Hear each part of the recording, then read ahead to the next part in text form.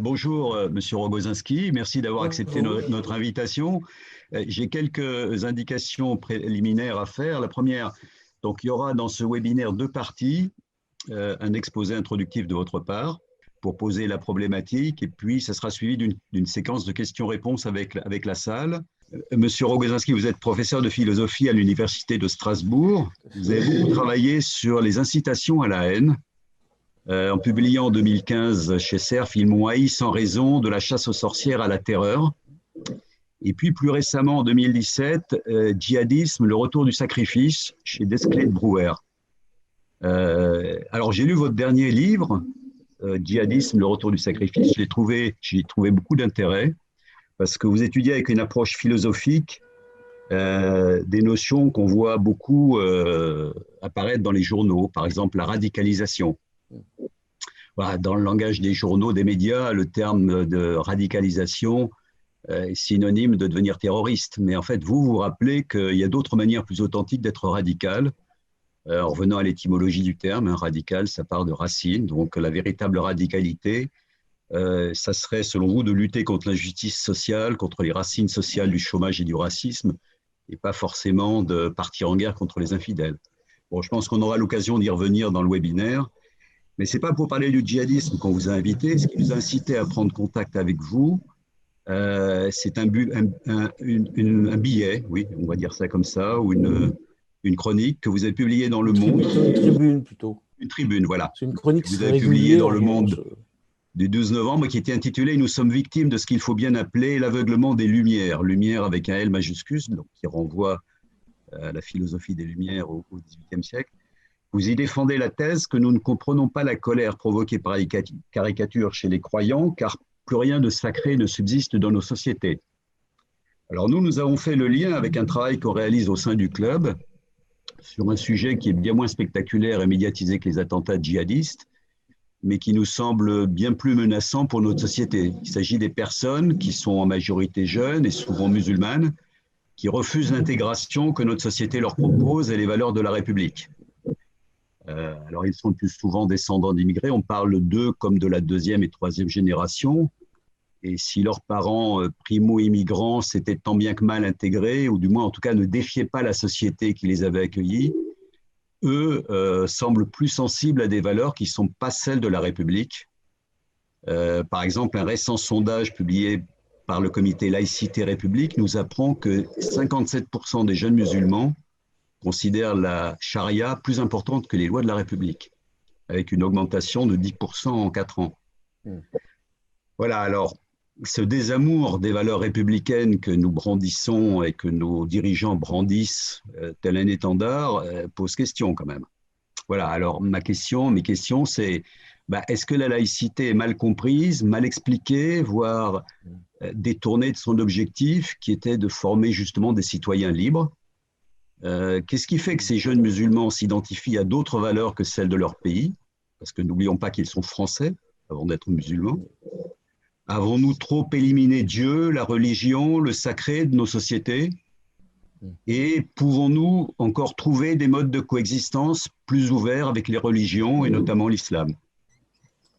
Je vous passe la parole. Très bien. Écoutez, d'abord, laissez-moi vous remercier, vous tous, le Club des Vigilants, pour cette invitation. Je suis très heureux donc d'être là avec vous. Je vais présenter quelques éléments. Alors, j'ai réfléchi un peu. Vous avez évoqué donc cette tribune que j'ai publiée dans Le Monde il y a maintenant 2 mois.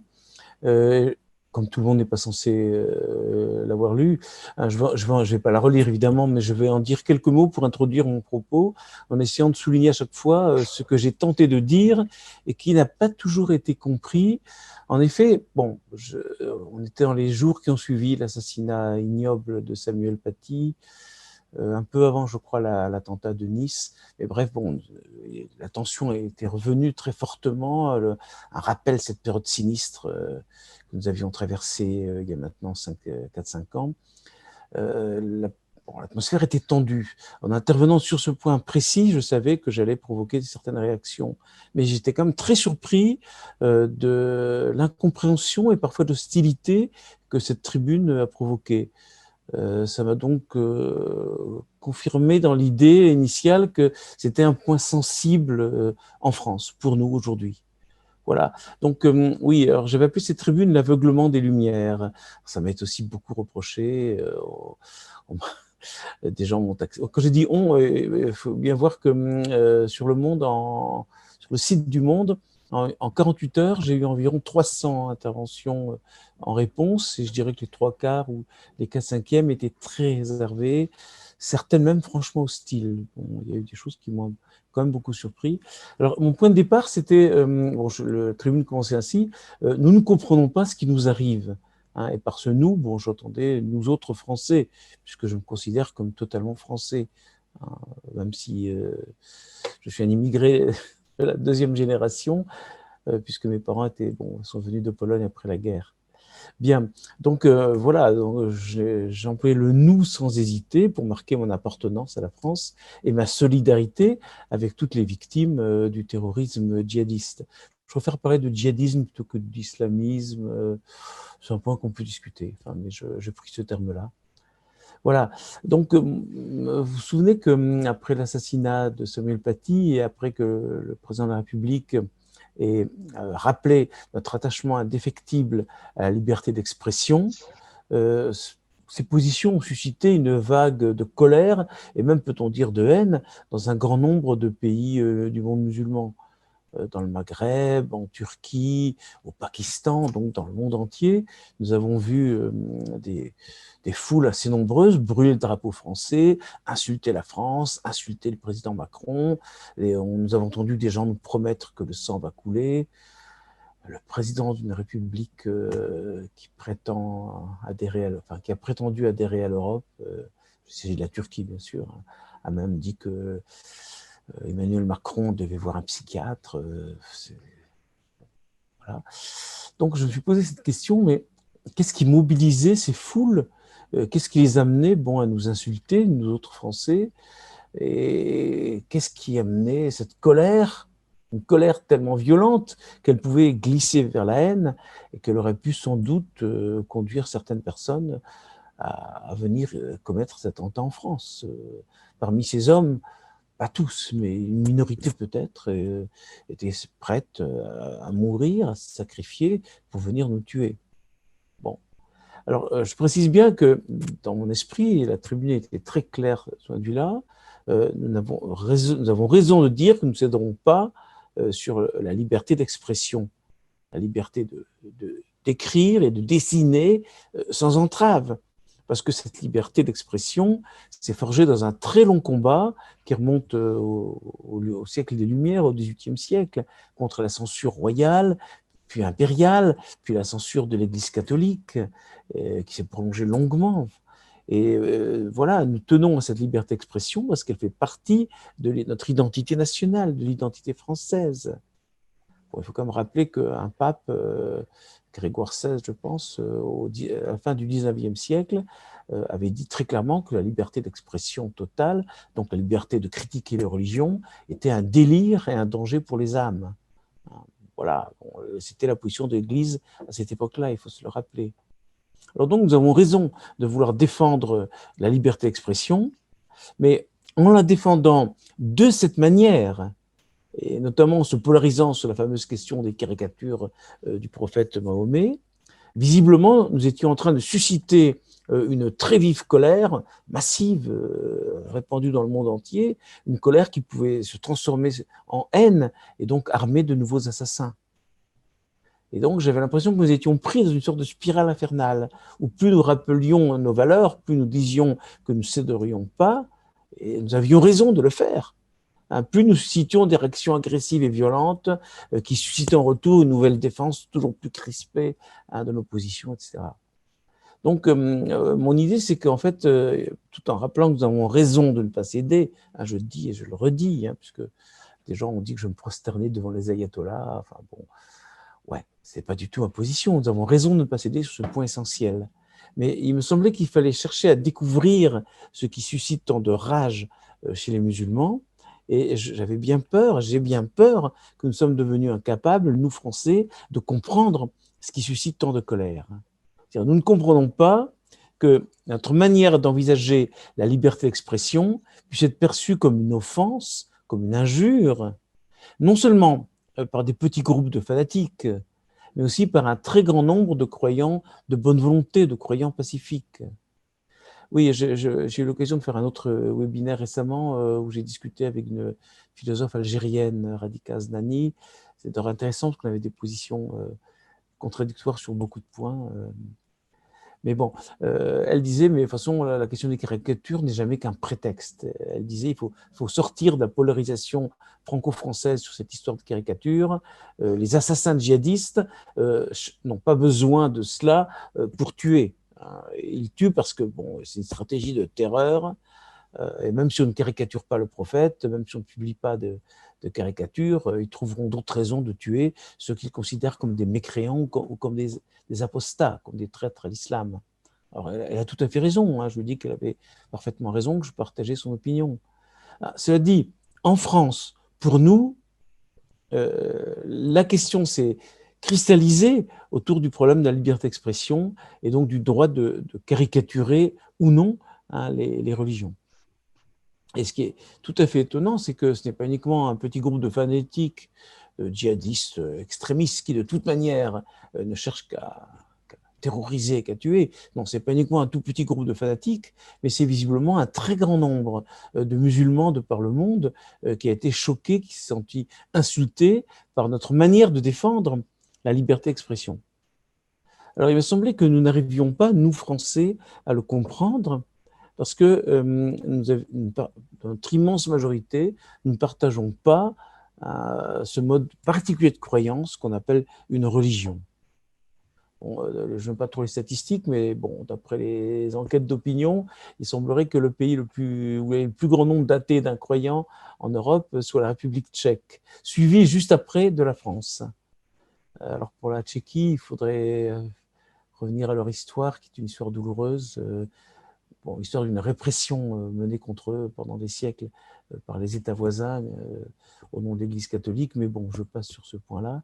S'agissant de la France, ça s'inscrit dans le combat que j'évoquais tout à l'heure, hein, le combat des Lumières, le combat de la République contre l'emprise dangereuse et pesante hein, de l'Église catholique, et ça a duré, je dirais, jusqu'au milieu du XXe siècle, et peut-être même plus encore.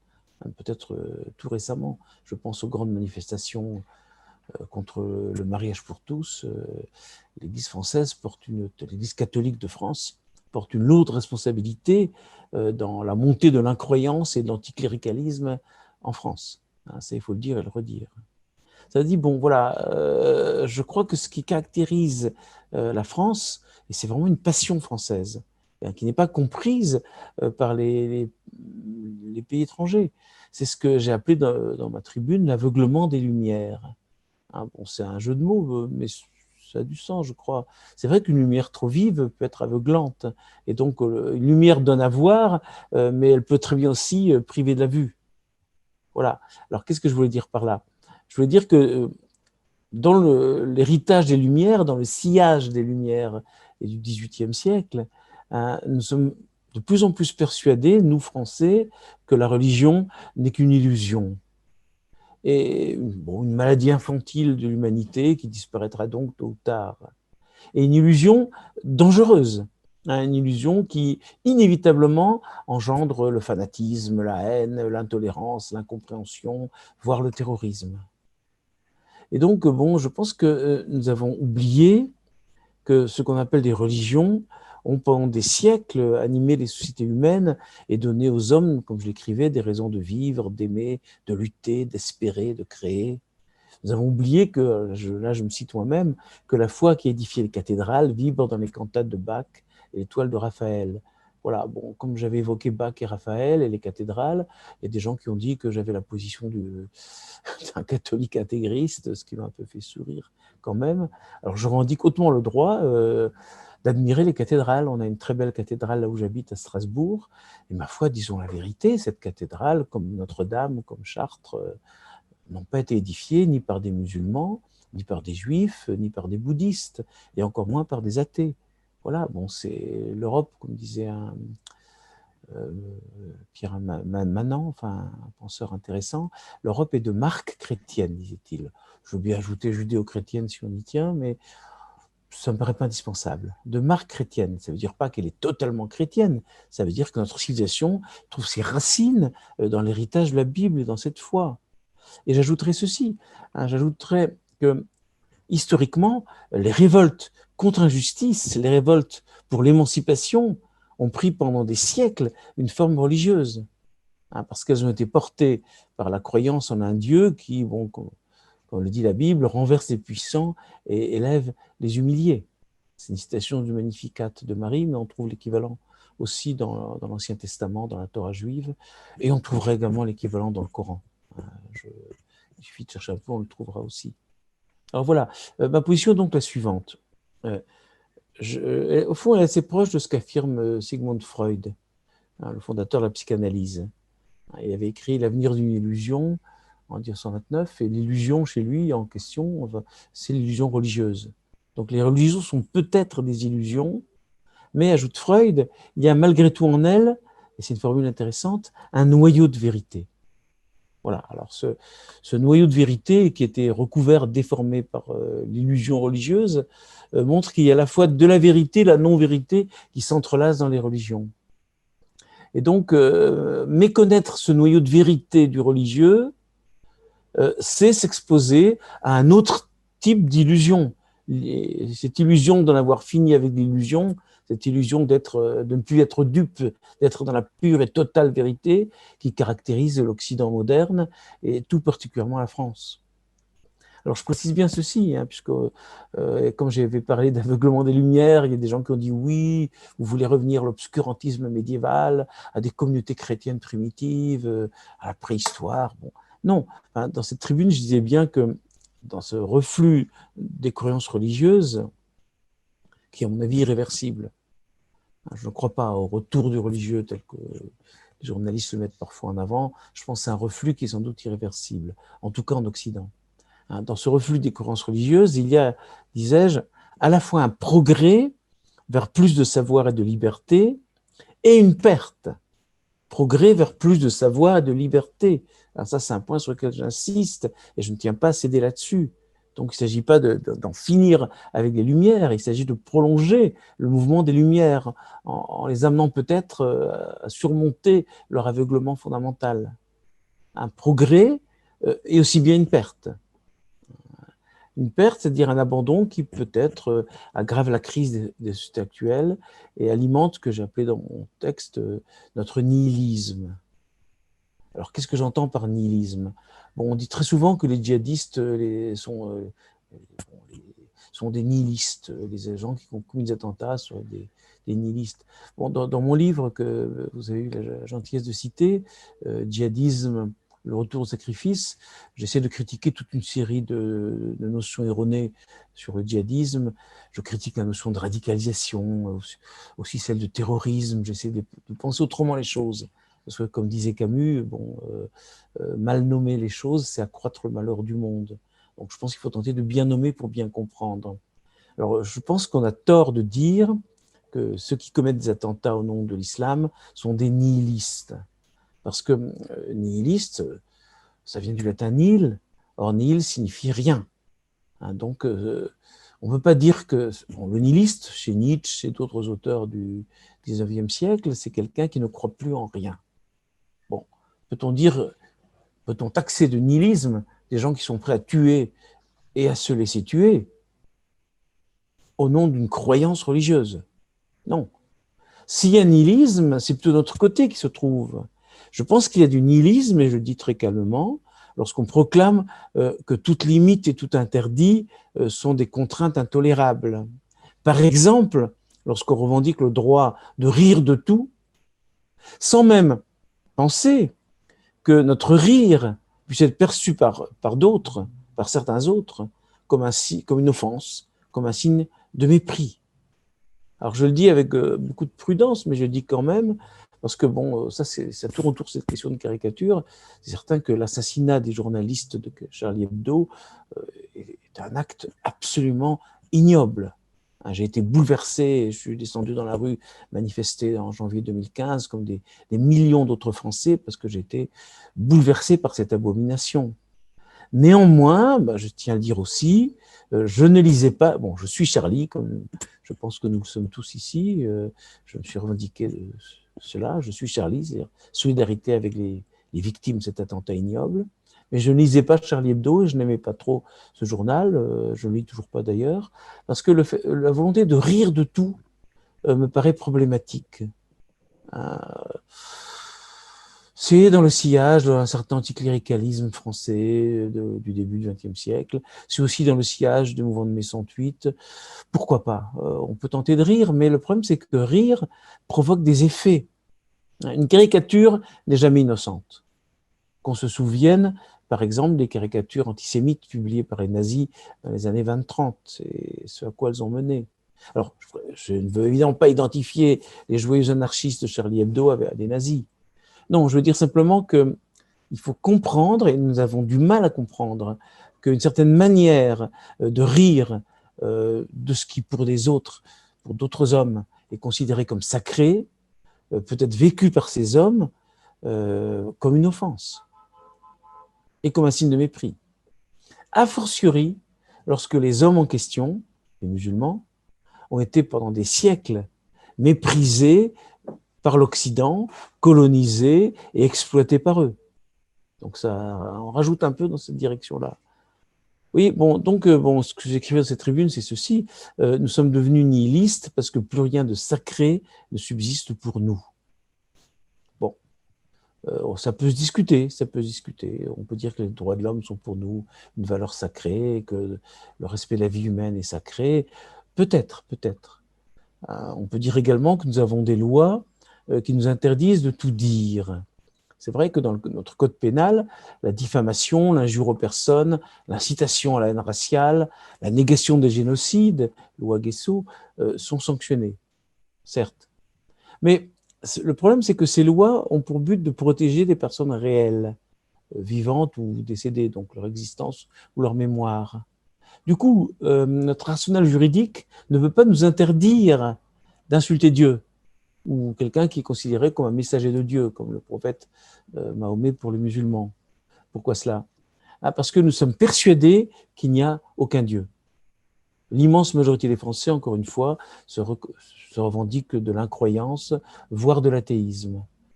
Et c'est une proportion qui s'accroît d'année en année de manière irréversible et qui est encore plus forte dans les jeunes générations. Donc on peut... Bon, peut-être que si nous continuons dans ce sens-là, nous allons rattraper et dépasser les Tchèques. Est-ce une bonne et une mauvaise chose? Je ne tiens pas à en juger ici, ce n'est pas le problème. Simplement, c'est un phénomène qui nous interpelle et qu'il faut tenter d'analyser et de comprendre. Et en tout cas, ce phénomène, c'est-à-dire l'accroissement de l'incroyance dans notre pays, a une conséquence, je dirais, juridique très précise. Comme nous considérons qu'il n'y a aucun Dieu, nous ne pouvons pas considérer comme une insulte le fait d'insulter ce Dieu, puisqu'il n'existe pas. Et donc, ça ne tombe pas sous le coup du code pénal. Et du coup, nous n'arrivons pas à comprendre que pour des croyants, une insulte qui vise leur Dieu ou leur prophète est pire qu'une injure qui les viserait personnellement. Donc, entre nous et ces croyants, et là, encore une fois, je ne parle pas seulement des fanatiques qui, de toute manière, veulent la terreur et le meurtre. Je parle de l'immense majorité des croyants musulmans de bonne foi, pacifiques, qui désirent être reconnus, écoutés, que ce soit en France ou dans d'autres pays. Eh bien, je pense qu'entre nous, Français, entre l'opinion majoritaire en France et ces gens-là, il y a ce qu'on pourrait appeler un différend, c'est-à-dire un conflit irréductible parce que nous n'avons pas un langage commun qui nous permettrait de nous entendre. Et je termine sur cela, cette tribune que j'ai un petit peu commentée et paraphrasée pour lancer la discussion. Je dirais que ce qui nous empêche d'entendre cette offense, c'est que nous avons perdu la confiance entre la puissance du langage, cette puissance créatrice de la langue qui permet de dire « je t'aime » ou « je crois en toi, mon Dieu », de s'engager par une promesse, de s'engager par un serment, de bénir, de maudire. hein, ce que les linguistes appellent la dimension performative de la parole. Or, cette dimension performative est ce qui donne son sens à la promesse, au serment, mais aussi bien à la prière et également au blasphème. Or, la fonction dominante du langage dans nos sociétés modernes, et là ça dépasse de très loin la France, la fonction du langage qui domine dans les médias, dans les réseaux sociaux, dans l'industrie culturelle, c'est une fonction purement communicative et non plus performative.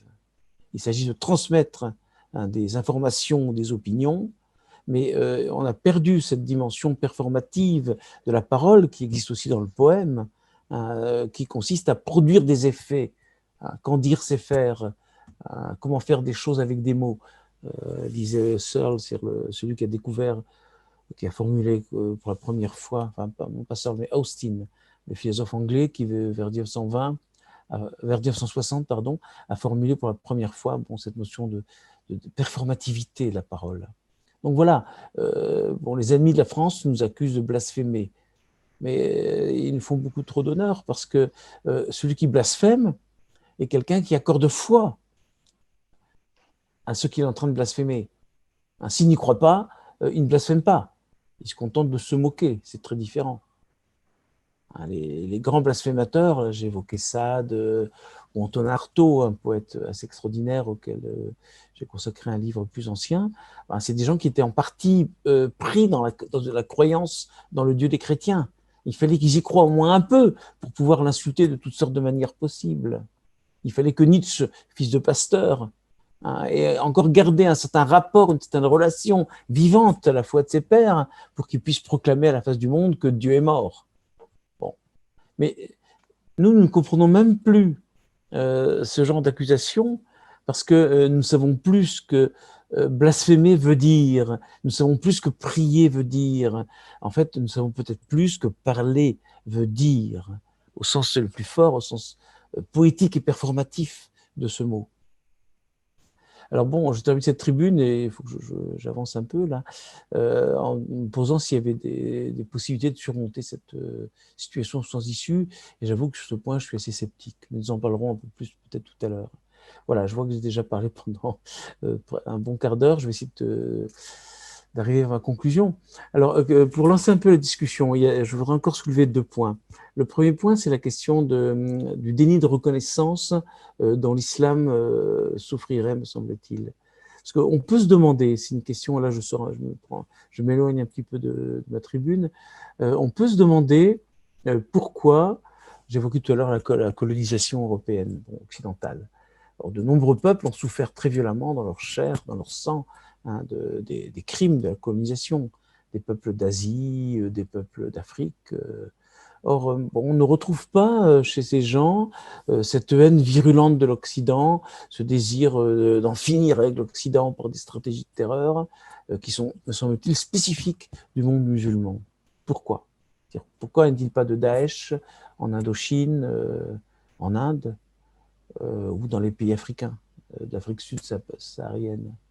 Pourquoi ces stratégies de terreur djihadistes surgissent essentiellement dans le monde de l'islam ? Alors, ça ne veut surtout pas dire que l'islam serait fanatique par nature ou par essence, pour la bonne raison qu'il n'y a pas d'essence ou de nature de l'islam, ni d'ailleurs du christianisme, du judaïsme, ni encore de l'Occident, etc. Il faut en finir avec un mode de pensée essentialiste qui fige les choses.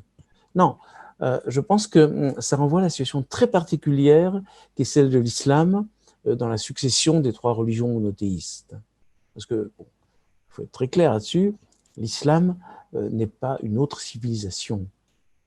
Il faut absolument recuser la notion de conflit ou de guerre des civilisations inventée par des néoconservateurs américains.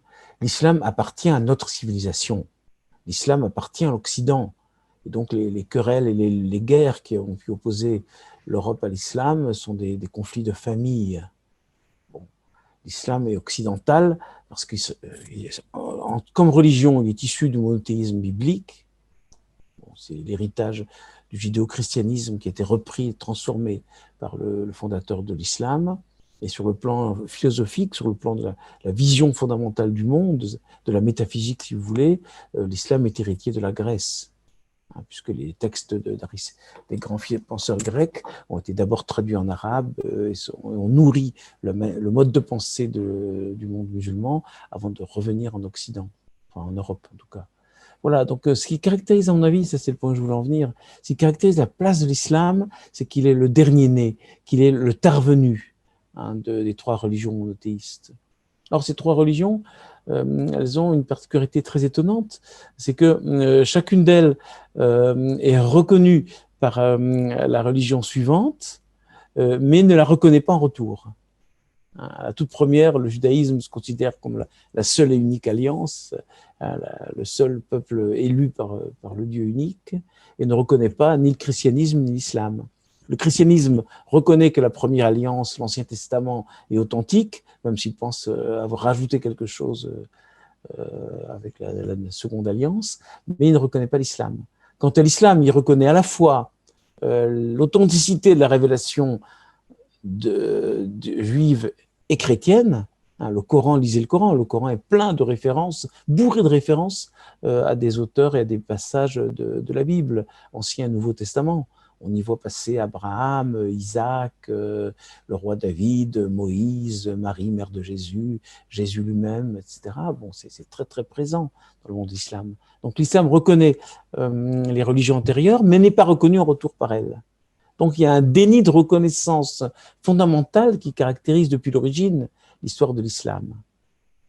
Le déni de reconnaissance engendre toujours de la colère et de la haine.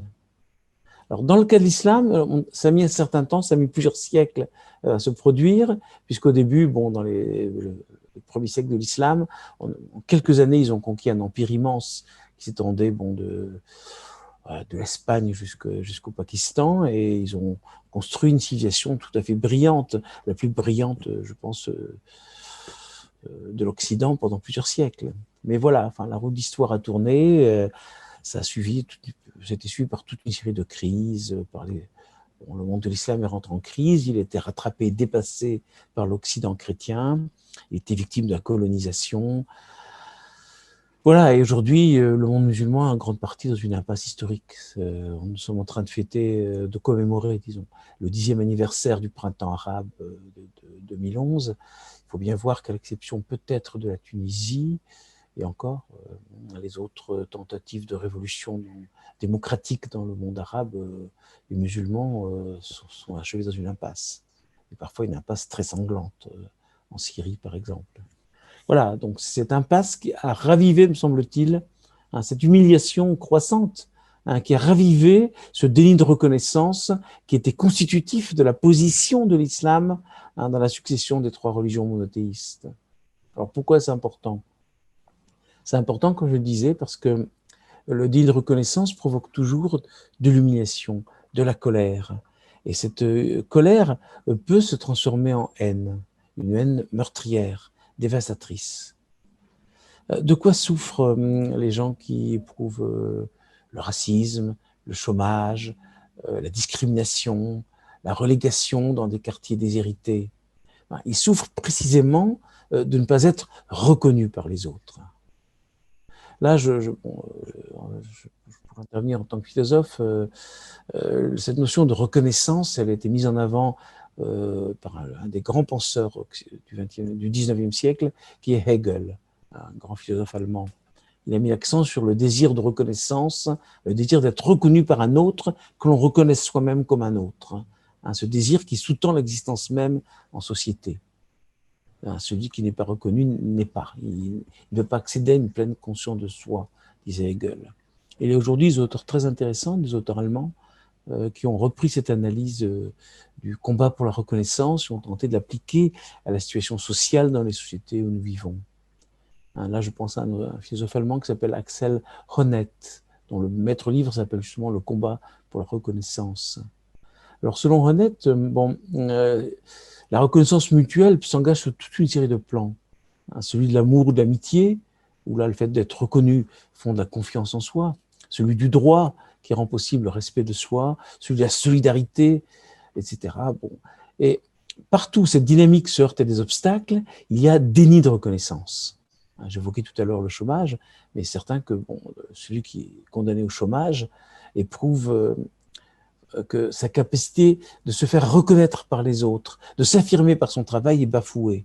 Et donc, ça détruit son estime de soi. C'est le cas aussi des actes racistes ou des violences policières qui visent des personnes issues de l'immigration.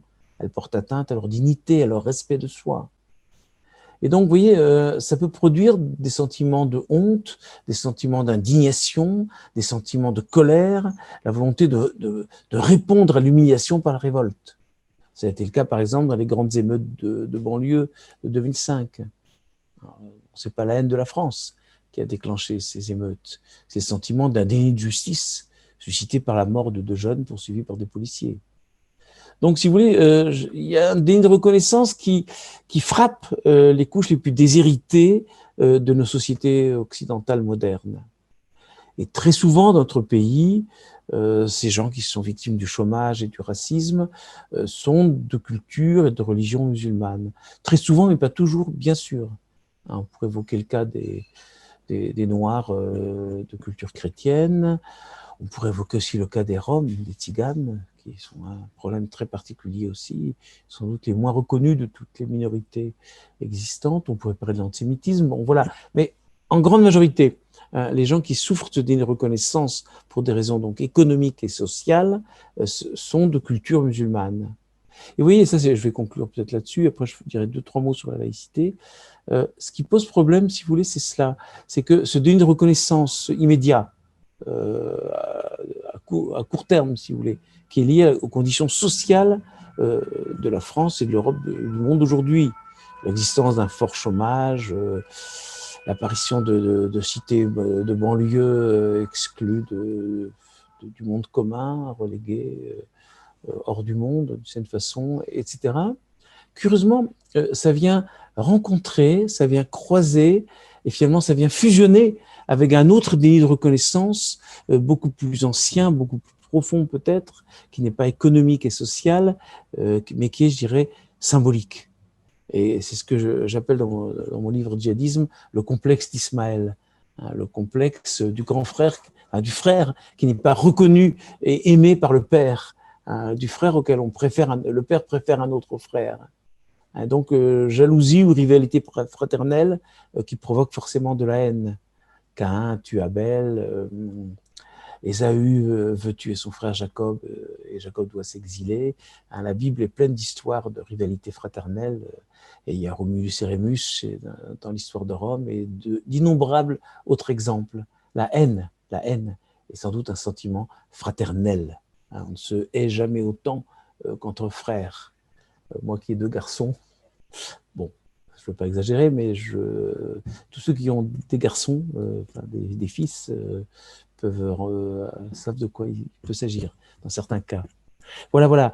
Donc, je pense que c'est très ancien déni de reconnaissance qui renvoie à la position même de l'islam dans l'histoire des 3 monothéismes, vient à rencontrer de manière catastrophique le déni de reconnaissance économique et sociale qui se produit dans la société et qui frappe des populations d'origine musulmane.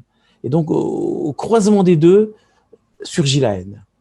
Et cette haine peut prendre des formes meurtrières, et c'est à ce moment-là qu'apparaissent des Kouachi ou des Anzorov, des gens qui sont prêts à tuer pour des motifs qu'ils croient être religieux, mais qui ne sont pas seulement. Bon. Alors, que faire à partir de là? Que faire et que dire? Si vous voulez, comme je vous le disais tout à l'heure, je termine ma tribune en demandant qu'on pouvait sortir de cette situation apparemment sans issue, et si on pouvait en sortir, et je concluais en disant que ce n'était pas certain qu'on puisse si facilement en sortir. Je dirais, si on avait affaire uniquement qu'à un déni de reconnaissance de type social, pour le surmonter, les choses, je ne dirais pas qu'elles sont simples, mais on voit à peu près ce qu'il faudrait faire. Il faudrait lutter contre la ségrégation sociale, contre ce qu'un ancien Premier ministre, Manuel Valls, appelait un apartheid à la française, un apartheid social à la française, disait-il. Il faudrait lutter pour faire diminuer le chômage, pour promouvoir des jeunes issus de l'immigration, pour mettre en valeur comme des modèles ces jeunes issus de l'immigration qui auraient réussi à bien s'intégrer dans nos sociétés. Donc on entrevoit ce que pourrait être une politique permettant de surmonter ce déni de reconnaissance-là. Mais le drame, et ce qui complique les choses, c'est que ça vient croiser un déni beaucoup plus profond dont, me semble-t-il, l'islam est victime par sa situation historique, hein, depuis des siècles. Et là, bon, on a affaire à quelque chose de très profond et très ancien qui ne peut pas être surmonté si simplement. En tout cas, s'il pouvait l'être, ça serait sur le plan de la croyance. Il faudrait que les juifs et les chrétiens reconnaissent l'islam comme une authentique révélation. Et qu'on puisse un jour, bon, là je cite un philosophe, un auteur du XVIe siècle, un humaniste, Erasme, qui disait j'ai envie de dire Saint Socrate, priez pour nous. Alors, bon, dans mon livre, je disais il faudrait qu'un jour on puisse dire Saint Mahomet, je prie pour toi. Mais je pense que ça n'arrivera pas, pour toutes sortes de raisons qui renvoient à l'histoire de l'Église, à l'histoire aussi du judaïsme. Le judaïsme n'est pas du tout prêt à reconnaître l'authenticité de la révélation islamique. Et là, vous voyez, on sort tout à fait de questions immédiates, de questions liées à la conjoncture. Ça renvoie à des questions symboliques, et ça remet de nouveau au premier plan ces questions que j'évoquais, la question du religieux, la question du poids du religieux, et j'ajouterais même la question du noyau de vérité de l'illusion religieuse que j'évoquais tout à l'heure. Alors, ça sera l'objet du débat qui va s'ouvrir dans quelques minutes. Est-ce que la laïcité à la française est armée pour faire face à ce genre de questions? Est-ce que notre conception du monde séculier, d'une société sécularisée, cette conception qu'on appelle du terme de laïcité, qui est un terme français, hein, essayer de traduire un peu laïcité dans une langue quelle qu'elle soit, l'anglais, l'italien, l'allemand. Bon, les Anglais disent secularism, les Allemands secularismus. Laïcité, c'est un terme qui est lié à l'histoire de la France moderne et contemporaine. C'est un terme purement français. C'est la manière que nous avons, nous, Français, de vivre la sécularisation des sociétés contemporaines, sous une forme très particulière. Alors, je pose la question, est-ce que la laïcité à la française est armée pour faire face à tous les défis que j'ai évoqués? Voilà, ça met en jeu la question de la loi de 1905 et des tentatives qui sont faites aujourd'hui pour l'interpréter dans un sens que je trouve problématique. Bon, je pense qu'il faudra y venir et poser l'action dans la discussion. Est-ce qu'un autre mode de laïcité, plus inclusif, plus ouvert, ne permettrait pas d'aborder mieux les questions de la coexistence avec les religions, et notamment avec l'islam, puisque c'est la coexistence qui aujourd'hui pose le plus de problèmes dans nos sociétés? Ça, c'est la première question. Alors, si c'est le cas, il faudrait amender, transformer, réformer la laïcité à la française, peut-être amender la loi de 1905. Ce n'est pas certain. Quand je dis cela, je ne suis pas certain que ce soit une position juste. Pourquoi cela? Parce que si on regarde de très près la loi de 1905, et on pourra en discuter, c'est un compromis très raisonnable. C'est une tentative extrêmement intéressante pour penser un compromis raisonnable entre l'Église et l'État moderne, et pour assurer ce qu'on appelait à l'époque la liberté de conscience, hein, dont la liberté d'expression que j'évoquais tout à l'heure est en fait une conséquence. La liberté de conscience, c'est-à-dire la liberté de croire en une religion ou de ne pas croire du tout, de croire en aucune religion, et éventuellement de changer de religion ou de passer d'incroyance à la croyance et inversement. Donc la liberté de conscience, c'est-à-dire la liberté de croire ceci ou cela, et aussi la liberté de ne pas croire. Ce qui implique d'assurer l'indépendance totale de l'État et du religieux. Et donc, de refuser à la fois que le religieux interfère dans le politique, comme c'était le cas dans le régime concordataire, et d'éviter aussi que le politique interfère dans le religieux. Donc, éviter qu'on ait affaire à une religion d'État, comme c'était le cas, encore une fois, avant la loi de 1905, dans le régime qu'on appelait concordataire, et où Napoléon avait imposé cela, que lui, l'empereur Napoléon, en signant le concordat, il était sur le premier plan, c'était lui qui nommait les évêques et les archevêques, et le pape de Rome ne faisait que les approuver. Donc, une religion d'État au sens où c'est l'État qui gérait ou qui intervenait dans le religieux. C'est à cela que la loi de 1905 est venue mettre fin. Et donc, la laïcité a ce sens-là. Alors, j'arrête parce que je vois que je parle déjà depuis presque plus d'une demi-heure. Ma dernière question serait un peu la suivante. Est-ce qu'on n'a pas à faire aujourd'hui à interprétation extrême, trop radicale peut-être, avec des guillemets? Si j'osais, je dirais presque intégriste. Est-ce qu'on n'a pas affaire chez certaines personnes à un intégrisme de la laïcité, c'est-à-dire une interprétation excessive, trop radicale, trop extrême de la loi de 1905, qui conduit non pas à assurer la séparation de l'Église et de l'État, mais au contraire qui tendrait à faire de l'État, de la République, un instrument de lutte contre les religions, un instrument de lutte et de contrôle du religieux.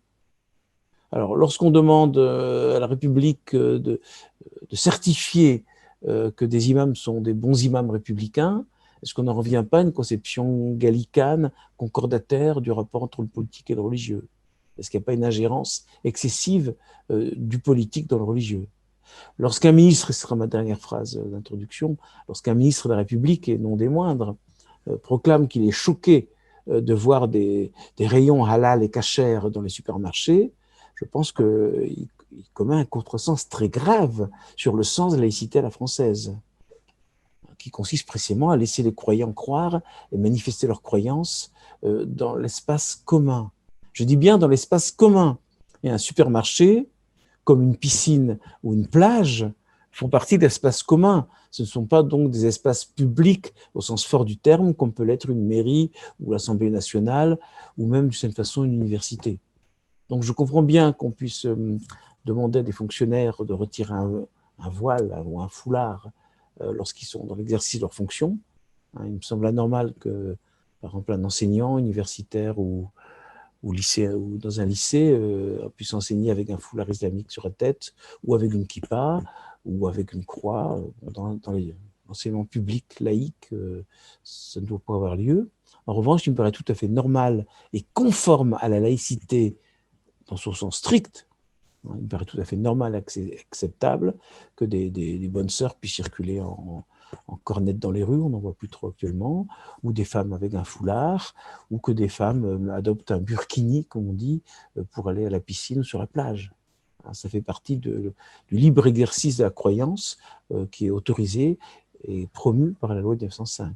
Donc oui, il y a vraiment un débat qui doit s'imposer sur le statut de la laïcité et sur la manière qu'on a d'interpréter, afin d'éviter ce que j'appelais tout à l'heure une dérive intégriste de la laïcité.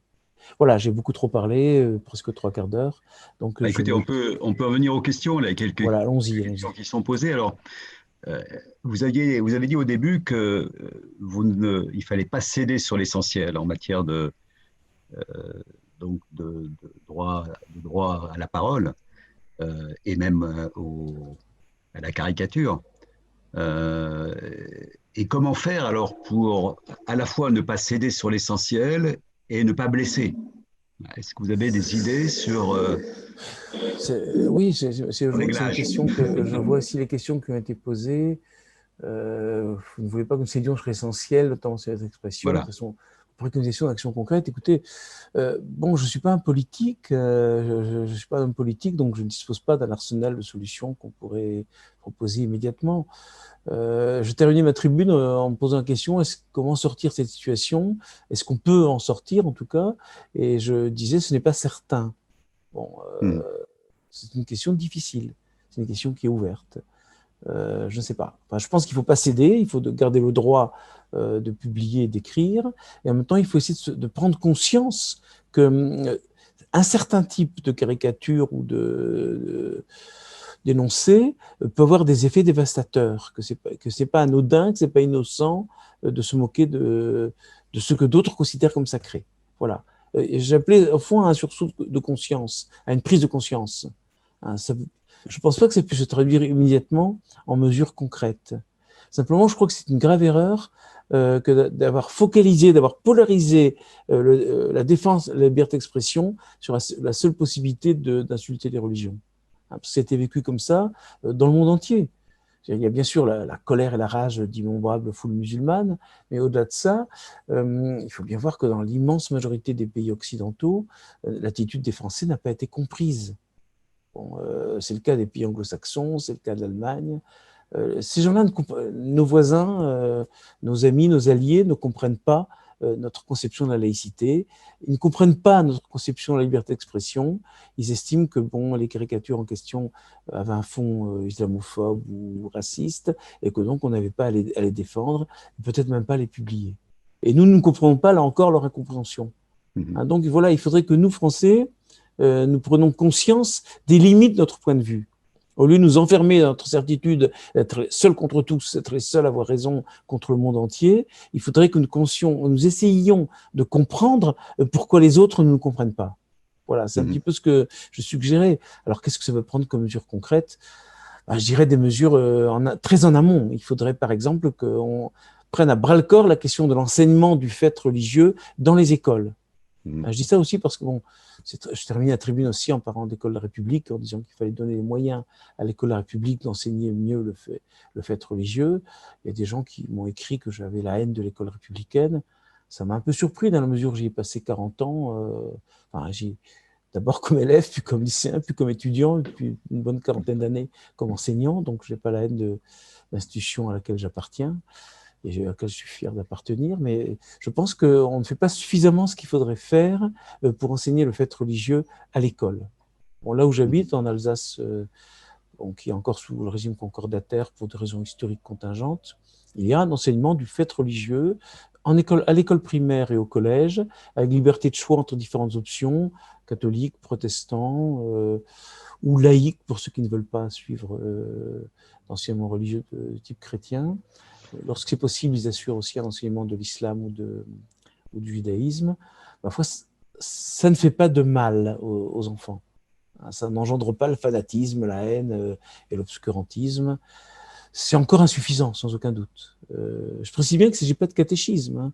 Il s'agit d'enseignants qui sont payés par l'institution scolaire pour donner une sorte d'initiation au fait religieux à des jeunes enfants. Il faudrait continuer dans ce sens-là. L'université à laquelle j'appartiens, l'université de Strasbourg, est la seule en France, je dis bien la seule en France, à posséder des facultés de théologie catholique et protestante. S'il y avait en plus une faculté de théologie musulmane, islamique, j'en serais très heureux. Ça n'a pas pu être fait c'est un projet qui était longuement agité depuis des dizaines d'années, qui est toujours repoussé, parce qu'il y a de très fortes réticences. Nous sommes le seul pays que je connaisse, à l'exception peut-être de la Corée du Nord, dans lequel il n'y a pas de faculté de théologie à l'université. On en trouve dans les universités italiennes, allemandes, anglaises, américaines, que sais-je. En France, non. Parce qu'on considère comme contraire à la laïcité d'engager une recherche théologique à l'université. Ça pose problème, à mon avis. Voilà, donc là, il y a des mesures très simples dans le champ que je connais le mieux, où je suis le moins compétent, qui pourraient être prises pour essayer de transformer un peu les choses. Bien sûr, ça prendra beaucoup de temps. Je vois d'autres questions. Alors, il y a d'autres questions. Il y en a une qui me paraît intéressante, c'est est-ce qu'on doit couper le monde entre ceux pour lesquels l'ironie et l'humour ont un rôle fondamental et même fait partie de l'existence, et puis les autres? Est-ce qu'il n'y a pas de possibilité de deuxième degré? Vraiment? Oui. Écoutez, moi, j'aime beaucoup le second degré, j'aime beaucoup l'humour juif aussi, évidemment, par tradition. Je ne sais plus qui disait que l'humour est la politesse du désespoir. Est-ce que c'est Victor Hugo? Non, plutôt Oscar Wilde. Je ne sais pas. En tout cas, j'aime beaucoup cette formule. L'humour est la politesse du désespoir. Donc, ceci une manière d'affronter sa propre angoisse en essayant de la sublimer, de la désamorcer. C'est comme ça que Freud tentait d'interpréter d'ailleurs. Bon, alors, malheureusement, tous les hommes n'ont pas accès au second degré. C'est regrettable, c'est regrettable. Mais est-ce qu'on peut demander à un chômeur des bidonvilles de Karachi ou des banlieues déshéritées d'Alger ou de Mossoul d'avoir le même rapport au second degré que nous avons, nous, intellectuels et hommes des classes moyennes supérieures dans un pays de longue tradition laïque, démocratique, etc. Ça me paraît difficile. Donc je pense qu'il faut comprendre qu'il y ait des hommes qui n'accèdent pas directement au second degré. Oui. Et donc essayer de mettre à l'écoute de ces gens-là. Alors, vous avez parlé de la laïcité en disant qu'elle était elle était plus inclusive en fait aujourd'hui. La laïcité, elle était plutôt exclusive en fait. On la brandit un peu comme une arme qui permet de rejeter ceux qui seraient trop croyants ou en tout cas qui chercheraient à imposer leurs croyances. est-ce que vous pouvez développer cette idée-là? Enfin, comment une laïcité ou notre laïcité, qu'on n'arrive pas à traduire dans les autres langues, comme vous le disiez si bien, soit plus inclusive? Oui, alors ça c'est une question difficile. Je pense que, encore une fois, j'ai réfléchi un peu sur la question, parce que bon voilà, j'ai vécu 30 ans à Paris, j'ai été nommé il y a une quinzaine d'années ici à Strasbourg, à l'université. J'ai découvert l'existence d'une région de France vivant sous le régime du Concordat de 1801. C'est-à-dire que les prêtres catholiques, les curés, enfin les prêtres catholiques, les pasteurs protestants et les rabbins à la communauté orthodoxe, sont salariés par l'État, sont des fonctionnaires d'État. Donc vos impôts servent à payer les salaires des prêtres, C'est des un peu pareil pasteurs en Allemagne des d'ailleurs, hein. rabbins. Et voilà, C'est- effectivement, en Allemagne, c'est le cas. Bon, c'est institutionnalisé et les citoyens ont le choix de cocher la case. Est-ce qu'ils veulent que une partie de leurs impôts soit prélevée pour aller financer les cultes ou non? Ça me paraît une bonne mesure. Si on salariait les imams, s'ils devenaient des fonctionnaires de la République, ce serait un régime donc concordataire élargi à l'islam. Peut-être qu'il y aura un plus grand contrôle de la République sur la religion musulmane et qu'on éviterait en tout cas de voir déferler, notamment à l'époque du Ramadan, des prédicateurs ne parlant en général pas bien le français ou connaissant pas du tout les valeurs françaises et qui viennent de Turquie, beaucoup de Turquie ou du Maghreb ou du Qatar et d'Arabie Saoudite pour prêcher un islam de type salafiste ou wahhabite, qui est d'ailleurs étranger aux traditions culturelles de la plupart des musulmans français, hein, qui sont d'origine maghrébine et donc de rite malékite, un rite très différent du wahhabisme, du salafisme venu d'Arabie Saoudite. Donc si on pouvait avoir donc un islam républicain, un islam à la française, régulé et financé par l'État, ça pourrait être une solution intéressante.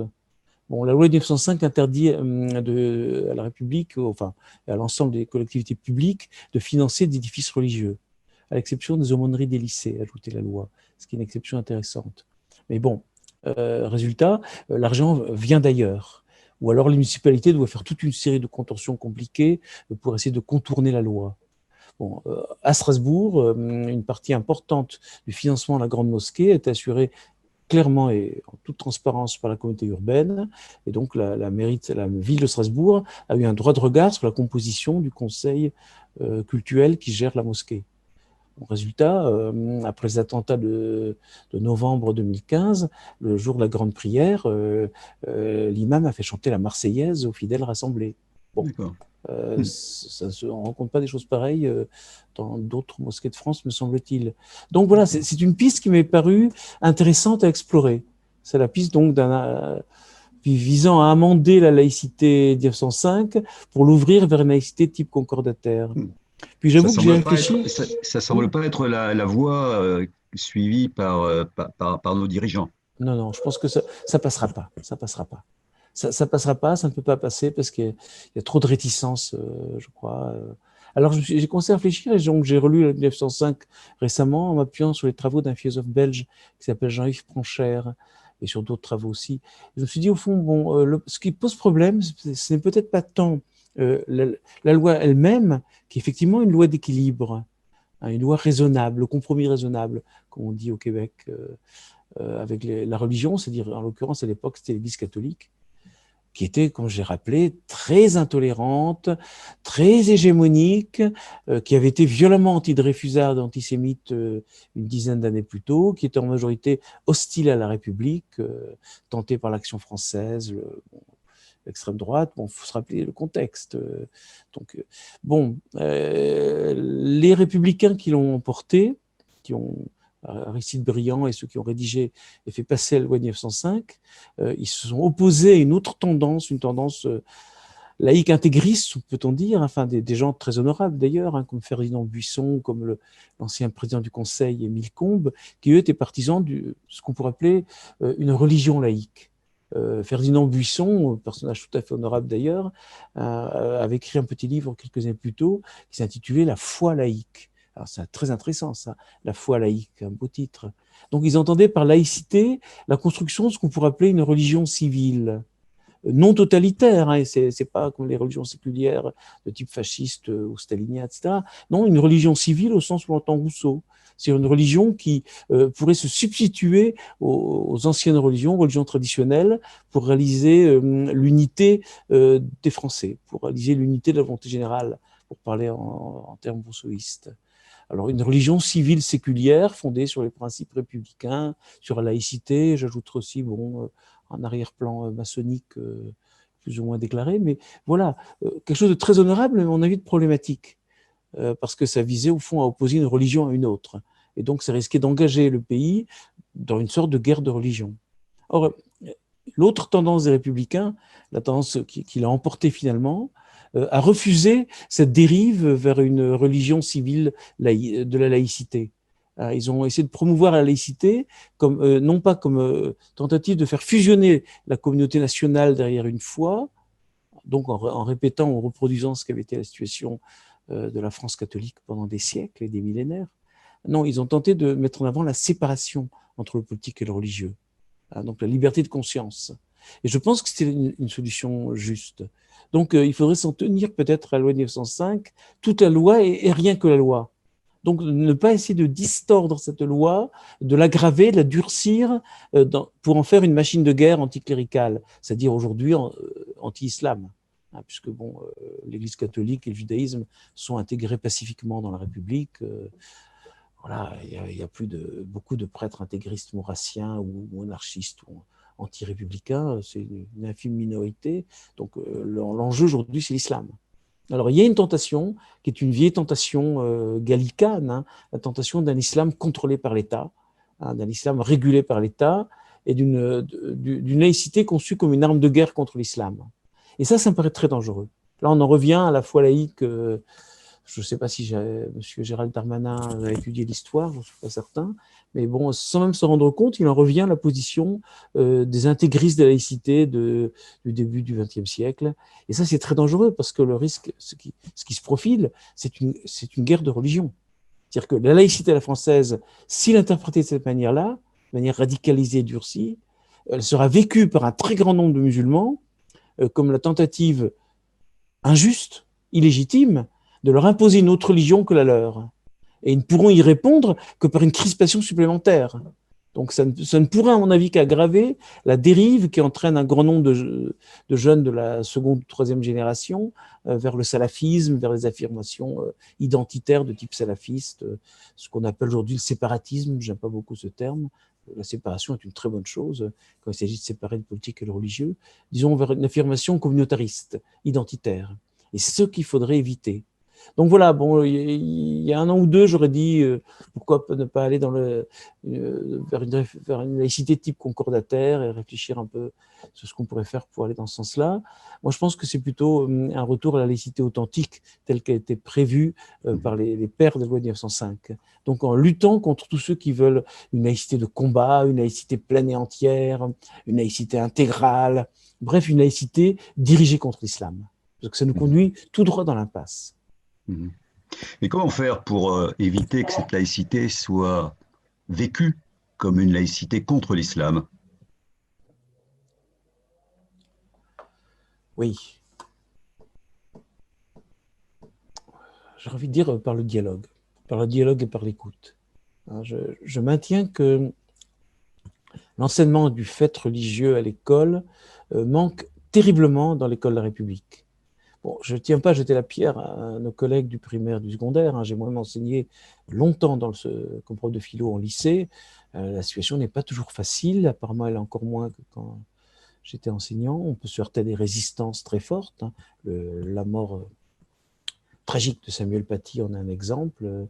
Mais c'est sans aucun doute par l'éducation et par l'éducation de la jeunesse, en commençant très tôt, hein, qu'on pourrait engager qu'on pourrait jeter les bases de ce qui sera un véritable dialogue. C'est-à-dire, bon, commencer par comprendre ce qu'est l'islam. Pour écrire ce livre sur le djihadisme, je me suis dit, bon, il faut que je lise le Coran. Au début, je voulais apprendre l'arabe coranique pour le lire dans le texte, ça c'est une petite déformation professionnelle d'intellectuel ou d'universitaire. Puis bon, le temps pressait, en 2015, 2016, les attentats se multipliaient, je pensais qu'il y avait urgence, qu'il fallait vraiment intervenir rapidement pour donner un point de vue sur ce qui se passait. Donc j'ai laissé de côté l'apprentissage de l'islam coranique, de l'arabe coranique. J'ai lu le Coran voilà, non pas dans le texte, mais en traduction. Il faut lire le Coran. Il faut lire les philosophes de l'islam, comme Avicenne ou Averroès. Il faut lire les mystiques de l'islam, cet admirable courant mystique qui est le soufisme, avec des auteurs comme Rumi, comme Ibn Arabi, qui sont extrêmement intéressants. Il faut essayer de s'informer pour comprendre l'islam dans sa diversité et dans sa complexité. Et voir qu'il y a dans l'islam aussi, il y a un courant rationaliste dans l'islam classique, un islam des Lumières qui était très important au Moyen-Âge. Averroès en est un des représentants les plus éminents. Et il y a aussi un islam mystique, l'islam des soufis, qui est profondément tolérant, qui est, Ibn Arabi, penseur et mystique du XIIIe siècle, s'appuie sur un verset du Coran où il est dit « Partout où tu te tournes, là est le visage de Dieu ». Et Ibn Arabi en tire cette conclusion tout à fait impressionnante. Il dit donc tous les visages humains sont le visage de Dieu. Et il fait un pas de plus en disant puisque Dieu est un, toutes les religions, quelles qu'elles soient, y compris des religions qui adorent des idoles ou de nombreux dieux, toutes les religions, quelles qu'elles soient, adorent le Dieu unique, parce qu'il n'y a pas d'autre objet d'adoration. Alors ça revient à dire qu'il n'y a pas de différence fondamentale entre les différents cultes et différentes religions. Donc, ça a été formulé dans l'islam du Moyen-Âge. Et aussi, peu de temps après, au XVe siècle, par un très remarquable penseur catholique, Nicolas de Cusa, qui était cardinal, ce qui n'est pas rien, qui a essayé aussi d'affirmer l'unité de toutes les religions. Voilà, donc, avant de se précipiter pour dire que l'islam est une religion par nature intolérante, fanatique, agressive, etc., il faudrait essayer de relire les textes, c'est-à-dire essayer de retrouver ce que j'appelle les trésors perdus de l'islam. Si on regarde de près les textes des premiers temps de l'islam, on s'apercevra que l'islam n'est pas incompatible avec une conception séculière de la séparation entre le politique et le religieux. L'heure tourne peut-être, mais je peux en parler et le montrer texte en main. D'une certaine façon, l'islam du Moyen-Âge, l'islam classique, séparait plus fortement le politique et le religieux que ne faisait l'Occident chrétien à la même période. Ce qui veut dire qu'une laïcité islamique est peut-être possible, qui ne serait pas imposée du dehors à partir de valeurs étrangères à l'islam, mais qui pourrait s'appuyer en grande partie sur un retour à la propre tradition d'islam. Donc voilà, je pense qu'il faut que nous ouvrions à cette religion qui a sa grandeur, comme les autres religions, et qui a sa complexité, sa diversité. Aucune religion n'est un bloc, aucune religion n'est monolithique. Elle est traversée toujours par des courants très divers, par des lignes de fracture, des tensions, etc. Et elle est susceptible aussi de régression. On assiste aujourd'hui à une régression fondamentale, à ce que un poète et un penseur disparu récemment, Abdelwahab Medeb, appelait la maladie de l'islam. C'était, disait-il, la maladie d'une religion qui se retourne pour la détruire contre la civilisation qu'elle a engendrée. Donc une auto-affirmation autodestructrice de l'islam. Ça, il faut tenter de le comprendre. Et si nous arrivons à le comprendre, nous arriverons à rentrer en dialogue avec l'immense majorité des musulmans pacifiques et de bonne foi. Je pense qu'on ne peut pas dialoguer avec un fanatique, qu'il soit musulman, hindou, juif, chrétien ou stalinien. On ne peut pas, parce qu'il y a un bloc d'aveuglement, de folie et de fantasme au cœur du fanatisme qui rend impossible le dialogue. Mais tous les musulmans ne sont pas des fanatiques. Donc voilà, s'ouvrir à ce que Freud appelle le noyau de vérité des religions. C'est-à-dire cesser de les considérer comme de pure et simple illusion. S'ouvrir à la complexité, à la pluralité qui traverse l'ensemble de ces configurations qu'on appelle des religions.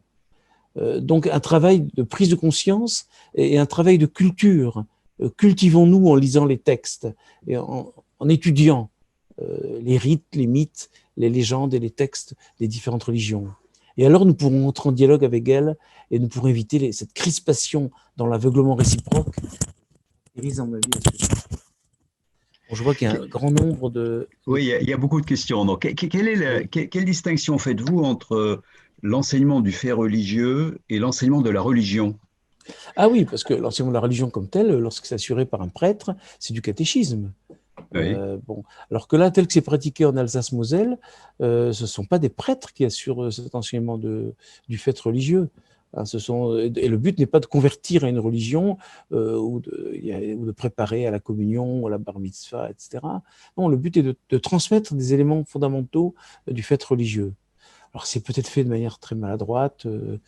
Mon fils est né, bon, là, comme ma femme est d'origine catholique, on l'avait inscrit d'abord au cours catholique de religion. Bon, et ça l'ennuyait beaucoup quand il était à l'école primaire. Hein. Ça l'ennuyait énormément, donc on l'a mis en protestant, puis ça l'ennuyait aussi, donc finalement il s'est retrouvé en laïque, c'est-à-dire, bon, c'était l'éducation civique et morale faite par l'instituteur, pourquoi pas. Bon, et voilà, bon, c'est pas facile à faire, c'est très difficile, mais c'est une piste importante. Moi, je crois fortement à la capacité de l'école à défendre et à encourager les lumières, c'est-à-dire la connaissance, c'est-à-dire la vérité, et la vérité rend libre. d'accord. Alors, on va revenir sur un point qui peut paraître un peu un point de détail, mais qui est le port du voile.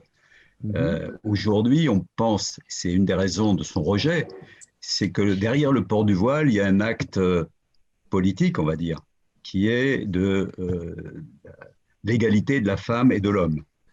Qu'est-ce que vous pensez de cet avis-là? Où est-ce que l'État doit s'arrêter, au fond, pour protéger ses valeurs euh, sans, sans, sans choquer ou sans blesser l'islam? Bon, d'abord, oui, avant de vous répondre, je vois une question m'interpelle très brutalement, et donc j'essaie d'y répondre. Allez-y. Une dame dit, est-ce qu'être choqué par une caricature autorise à tuer? La réponse est non, bien sûr. Non, évidemment. En fait, rien n'autorise à tuer. Je n'appelle pas donc à excuser les meurtriers, ça il faut le dire et le redire. Hein. Comprendre, ce n'est pas légitimer. Ça, bon, Manuel Valls là-dessus était beaucoup trop rapide quand il avait dit en 2015, ceux qui cherchent à comprendre sont déjà en train d'excuser. Non, non, non. On est face à des ennemis. Le djihadisme a une stratégie de terreur dont le but est d'anéantir l'Occident démocratique, d'anéantir nos sociétés. Et des ennemis, on les combat, mais pour les combattre, il faut les connaître, il faut chercher à les comprendre. Donc il faut chercher à comprendre ceux qui ne nous comprennent pas. Voilà. Donc, mais évidemment, ça n'autorise en rien le droit de tuer. Ça, c'est très clair. Hein. Je veux là-dessus être très ferme et très clair pour éviter tout contresens. Mais je reviens à votre question. C'est la question d'Élise Phillips aussi, je crois. Oui, Elise Phillips, Oui, oui. je vois. Hmm. Oui. Bon, d'abord, je suis très gêné quand on parle de voile islamique, alors qu'il s'agit presque toujours d'un simple foulard. Bon, les juifs orthodoxes, dont je ne suis pas, dont je ne fais pas partie, je suis membre d'une communauté juive libérale. Bon, les juifs orthodoxes, comme vous le savez, portent une kippa, une calotte sur la tête, en signe de respect, comme les chrétiens se découvrent en rentrant dans une église. Bon, j'ai une grande amie de ma femme et de moi-même, est une petite sœur des pauvres. Elle a un crucifix très visible lorsqu'elle se promène dans la rue et qu'elle vient chez nous, etc. Voilà des signes extérieurs d'appartenance à une communauté religieuse. Faut-il les bannir absolument de l'espace commun? Je dis bien de l'espace commun, non pas d'une mairie ou d'un lycée, mais de cet espace commun que sont les rues, les places, les cafés, les plages. Ça pose vraiment problème. Moi, je pense qu'un État qui chercherait à interdire le port du crucifix, de la kippa ou du foulard dans l'espace commun ou du burkini sur une plage, outrepasse ses droits, transgresse la séparation entre le politique et le religieux, et donc rompe avec l'esprit de la laïcité à la française, la laïcité de 1905. Alors là, vous posez une autre question, qui est une question très redoutable. Effectivement, il y a des gens qui pensent que le foulard, je dis bien le foulard, je laisse de côté bien sûr l'action du burkini, Hmm. de la burqa, pas du burkini, mais de la burqa. Masquer totalement l'identité, ça pose un problème de sécurité, c'est pour ça que la burqa a été interdite, et on peut estimer aussi que ça pose un très grave problème quant à la dignité de la femme. Ceux qui craignent à ce point-là le corps de la femme à tel point qu'il leur impose de porter des gants et de cacher entièrement leur corps en laissant apparaître que les yeux, ça pose effectivement un très grave problème.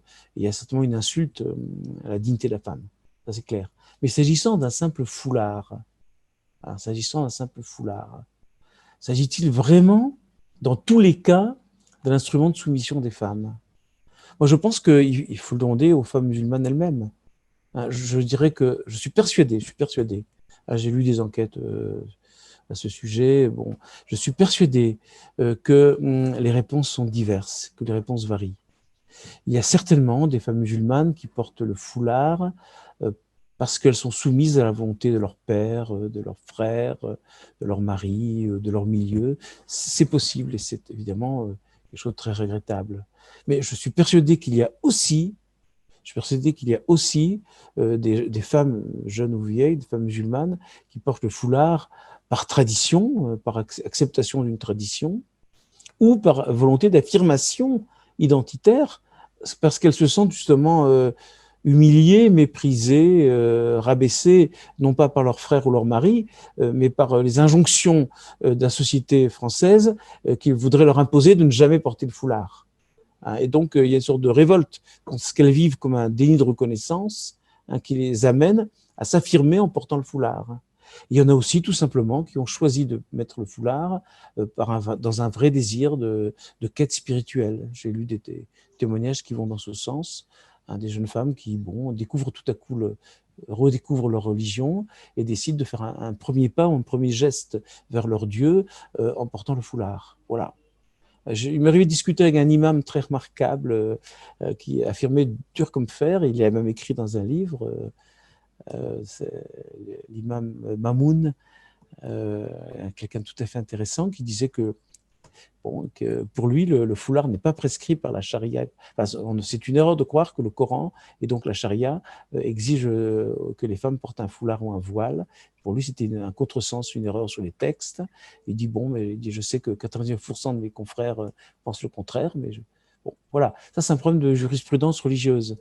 Mais je pense que nous n'avons pas à nous substituer, nous, mâles blancs occidentaux, pourrait-on dire, il y a des femmes parmi vous, pardonnez-moi. Enfin, moi, en tout cas, en tant que mâle blanc occidental, je ne me sens pas le droit de me substituer en conscience aux jeunes femmes ou aux femmes plus âgées qui se réclament de l'islam, en leur disant « vous êtes des victimes conscientes ou inconscientes de la phallocratie de l'islam, et donc je vous ordonne d'arracher votre foulard ou votre voile, votre djilbab éventuellement. » De quel droit ferais-je cela ? Est-ce que ce n'est pas remettre en avant la posture dominante de l'homme sur la femme, de l'occidental sur l'ex-colonisé, voilà, du bon bourgeois sur des gens du peuple, et ainsi de suite. Je ne me sens pas le droit de leur dire cela. Je pense que celles parmi les féministes, et il y en a, Elisabeth Badinter, Caroline Fourré et quelques autres, qui estiment que leur conception du féminisme exige d'interdire le port du foulard ou du voile aux jeunes musulmanes, je pense qu'elles commettent une très grave erreur. C'est un contresens sur le féminisme. Elles se font les intégristes du féminisme ou d'un féminisme laïque, de même qu'il y a, comme je le disais, d'intégristes de la laïcité. Et ça va provoquer en retour un désir de réaffirmation identitaire chez les musulmans, les musulmanes, et donc on ne sortira pas de nouveau de cette spirale de l'incompréhension.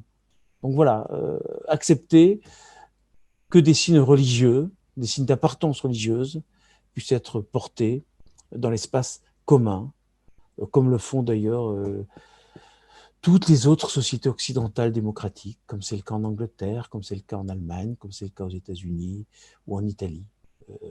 Ne pas surenchérir dans une laïcité de combat. Voilà. D'accord. Ou dans un féminisme laïque de combat. Très bien. On s'approche tout doucement de la fin. Oui, peut-être voilà. une dernière question. Que répondez-vous à ceux qui exhortent les musulmans modérés à prendre la parole et à s'ériger contre les islamistes ? Oui. La parole, il leur arrive de la prendre, je veux dire, mais simplement, ce qui me gêne, c'est la manière qu'ont souvent les médias de les sommer de prendre parole. C'est ça, oui. Comme si, je pense que l'immense majorité des musulmans de France, malgré les sondages, que valent les sondages, en fin de compte. Et puis bon, il faut aussi s'entendre, vous avez évoqué tout à l'heure le sondage qui dit que 40%, je crois, 57%. 57% des musulmans estiment que la charia sera au-dessus de la République. Il faudrait savoir ce qu'ils savent de la charia, ce qu'ils entendent par la charia, qui est un système de jurisprudence complexe, hérité de l'histoire, et qui est considéré comme indissociable de la religion musulmane. Je me souviens d'avoir entendu un intellectuel musulman dire, mais lorsqu'on demande à un musulman « Êtes-vous prêt à renoncer à la charia ?» On entend dans notre question, on veut dire est-ce que vous condamnez le fait de couper la main des voleurs ou de lapider les femmes adultères, comme on le fait en Arabie Saoudite? Mais lui n'entend pas ça de cette façon-là, puisqu'il identifie cet ensemble complexe de jurisprudence à sa religion. Si on lui dit êtes-vous prêt à renoncer à la charia, lui entend êtes-vous prêt à renoncer à l'islam? Et donc il ne peut que répondre non, même si en son âme et conscience, il est totalement opposé au fait de couper les mains aux voleurs ou de lapider les femmes adultères. Parce que la charia est un ensemble complexe de décisions de jurisprudence prises depuis maintenant une quinzaine de siècles, et on trouvera toujours un imam qui dira qu'il faut couper les mains des voleurs, et un autre qui dira qu'en s'appuyant sur tel ou tel hadith, qu'il ne faut surtout pas le faire. Vous voyez, donc je pense que là, il y a un problème dans la question même, dans la manière de poser la question. Mais bon, voilà, je suis persuadé que l'immense majorité des musulmans de France et d'Occident sont respectueux des valeurs occidentales, sont désireux de s'intégrer, vont s'intégrer comme se sont intégrés, pardon, ma voix commence à faiblir, il va être temps d'arrêter, comme se sont intégrés autrefois les juifs dans les pays occidentaux, les juifs d'abord ashkénazes, puis les juifs séfarades. Il y a des vagues continues d'intégration, et ça marche, ça fonctionne. La République réussit à intégrer les minorités religieuses étrangères. Bon, alors maintenant, oui, votre question c'est... Excusez-moi, je suis en train d'oublier votre question. Votre question c'était donc... C'était que dites-vous aux gens qui sommes les musulmans modérés, ceux dont vous avez parlé, l'immense majorité? Oui, effectivement. Alors, ce qui me gêne, c'est de cette posture consistant à toujours les sommer d'intervenir comme s'ils étaient responsables de tout ce que font des fanatiques dans le monde. Je veux dire, bon, en tant que juif, je ne me sens pas du tout solidaire de la politique catastrophique et réactionnaire, coloniale, qui est suivie depuis quelques années par le gouvernement actuel d'Israël. Donc, je serais très mécontent si quelqu'un me disait « Oui, vous êtes juif, donc c'est votre faute si on dépossède des Palestiniens de leurs champs, de leurs oliviers, de leurs terres, s'ils sont brimés de toutes sortes de manières en Cisjordanie et ailleurs, si aussi Netanyahou veut annexer des pans entiers de la Cisjordanie. » Je suis très heureux qu'on ne me somme pas à chaque instant de m'exprimer en disant que je suis en désaccord avec Netanyahou. Je pense qu'il faudrait arrêter de demander, de sommer sans cesse les musulmans modérés, comme on dit, de désavouer les fanatiques. Parce que lorsqu'on fait cela, on les soupçonne, c'est une politique de soupçon, on les soupçonne d'être en fait secrètement solidaires ou secrètement complices des fanatiques.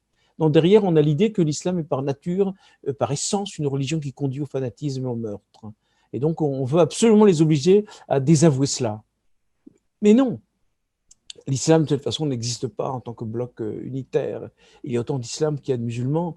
Et comme le disait le président Bourguiba, le président tunisien, l'islam sera ce que les musulmans feront.